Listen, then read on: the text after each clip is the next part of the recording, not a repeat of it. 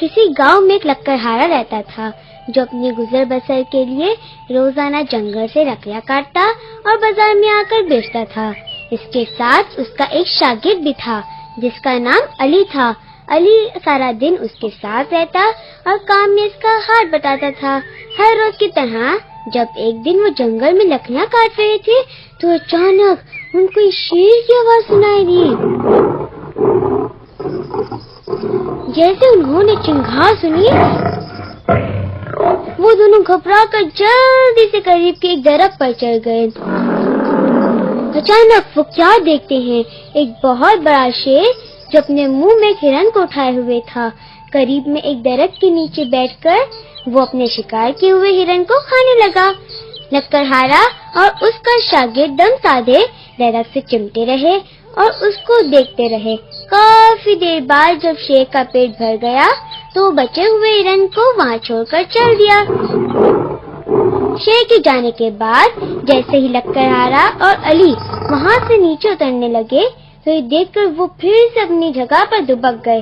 انہوں نے دیکھا کہ ایک زخمی لومڑی جو چل نہیں سکتی تھی گھسٹ گھسٹ کر اس بچے ہوئے ہرن کی طرف بڑھنے لگی۔ قریب پہنچ کر وہ ہرن سے اپنا پیٹ بھرنے لگی۔ ابھی لومڑی وہاں سے جانے ہی والی تھی تو کچھ اور چھوٹے جانور اس ہرن کو کھانے کے لیے پہنچ گئے۔ پھر پرندے اس سے لطف اندوز ہوئے اور آخر میں چھوٹے چھوٹے کیڑے مکوڑوں نے اسی ایک ہرن سے اپنا پیٹ بھرنا شروع کر دیا۔ اس تمام نظارے کو دیکھ کر لکڑہارے پر ایک عجیب سی کیفیت طاری ہو گئی۔ واہ میرے رب، تو اپنی مخلوق کو کبھی بھی بھوکا نہیں رکھتا اور ان کا رزق ان کے دروازے تک پہنچاتا ہے، ان کو بھی جو کچھ محنت کر کے کھانے کے قابل نہ ہو۔ واہ میرے رب۔ اس واقعے کا اس پر اتنا اثر ہوا کہ اس نے اپنی کلہاڑی اپنے شاگرد علی کے حوالے کی اور بولا، جب مخلوق کو اس کا رب کسی حال میں بھوکا نہیں رکھتا تو پھر ہمیں اتنی محنت کرنے کی کیا ضرورت ہے؟ کیوں نہ ہم بھی آرام سے بیٹھ جائیں، اللہ ہمارا مقرر کیا ہوا رزق ہم تک پہنچاتا رہے گا اور ہم اپنی کٹیا میں بیٹھ کر اس کی عبادت کریں گے۔ دیکھو نا، جب وہ اس زخمی لومڑی کو اس کے گھر رزق پہنچاتا ہے تو مجھے یقین ہے اللہ ہمیں بھی بھوکا نہیں رکھے گا۔ اس کے بعد لکڑہارا اپنی کٹیا میں اللہ سے لو لگانے میں مصروف ہو گیا اور دنیا سے لا تعلقی اختیار کر لی، لیکن اس کے شاگرد نے محنت کی راہ اپنا لی اور استاد کی جگہ اب وہ لکڑیاں کاٹ کاٹ کر بازار میں بیچنے کے لیے لاتا۔ پہلے ہی دن جب وہ بازار میں کاٹی ہوئی لکڑیوں کو بیچنے کے لیے پہنچا تو ایک انتہائی مالدار شخص نے علی سے سب لکڑیاں خرید لی اور اس کی توقع سے بڑھ کر اس کو اجرت ادا کی اور علی کو ہدایت کی کہ آئندہ سے وہ جتنی بھی لکڑیاں کاٹے اسے میرے گودام میں پہنچا دیا کرے۔ اسی روز وہ خوش خوش اپنے استاد لکڑہارے کے گھر پہنچا اور اپنی آمدنی میں سے کچھ حصہ اس کے ہاتھ پر رکھا۔ علی نے استاد کے منع کرنے کے باوجود اس کو وہ رقم دے دی۔ استاد بہت خوش ہوا اور بولا، دیکھا آج میرا پہلا دن تھا اور کس طرح میرے پیارے رب نے میرا رزق مجھ تک پہنچا دیا۔ آپ فکر نہ کریں، اب آئندہ بھی میں ہر روز اپنی آمدنی کا ایک حصہ آپ کو برابر پہنچاتا رہوں گا۔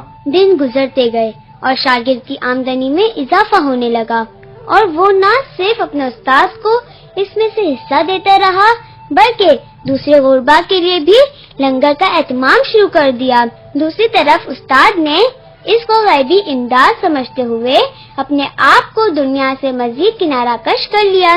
ایک روز شاگرد اپنے استاد کے ہاں پہنچا اور اس کو اس بات کی دعوت دی کہ وہ اس کے ساتھ جا کر اس کے نئے گھر کا افتتاح کرے۔ یہ سن کر استاد بہت خوش ہوا اور اسے دعائیں دیتے ہوئے اس کے ساتھ چل دیا۔ گھر پہنچ کر جب استاد نے اپنے شاگرد کا اتنا شاندار گھر دیکھا تو وہ حیران رہ گیا۔ ارے اتنا شاندار گھر اور یہ اتنا بڑا لنگر، یہ کیسے ہوا؟ ارے استاد، یہ سب آپ کی تعلیم اور اس کلہاڑی کی بدولت ہے جو اللہ نے مجھے اتنا شاندار گھر عطا کیا۔ گھر واپس آ کر استاد بہت پریشان ہوا اور بڑبڑانے لگا۔ میں نے آخر اس کو اپنی کلہاڑی کیوں دی تھی؟ آج اگر وہ کلہاڑی میرے پاس ہوتی تو یقیناً میں بھی ایسا ہی شاندار گھر بنا لیتا۔ واری قدرت، یہ تیرا کیسا انصاف ہے کہ اس کو تو نے اتنا امیر کر دیا اور مجھے اتنا غریب۔ مجھے ہر روز اس کی دی ہوئی تھوڑی سی خیرات پہ گزارا کرنا پڑتا ہے، جبکہ وہ کل کا چھوکرا جس نے کام بھی مجھ سے سیکھا آج اتنی ٹھاٹ سے زندگی گزار رہا ہے۔ یہ سراسر ناانصافی ہے، یہ سراسر ناانصافی ہے۔ جب اس کی آو بکا بہت بڑھی تو غیب سے ایک آواز آئی، تو نے لومڑی سے متاثر ہو کر اپنے لیے جو راہ چنی تھی وہ رزق تو تجھے بلا ناغہ ملتا رہا، لیکن تیرے اس شاگرد نے لومڑی کے بجائے شیر سے سبق لیا، نہ صرف اپنے کھانے کا انتظام کیا بلکہ تجھے اور تجھ جیسے بہت سارے دوسرے افراد کے لیے بھی رزق کی فراہمی کا سبب بنتا رہا۔ اب تو بتا، تیری شکایت جائز ہے یا غلط؟ پیارے بچوں، اوپر والا ہاتھ ہمیشہ نیچے والے ہاتھ سے بہتر ہوتا ہے۔ ایک مضبوط اور خوشحال مسلمان جو دوسروں کی مدد کر سکے زیادہ اجر کا مستحق ہے۔ ہم سب کو شیر بن کر زندہ رہنا ہوگا تاکہ اپنے سے کمزوروں کا بھی ہم سہارا بن سکیں۔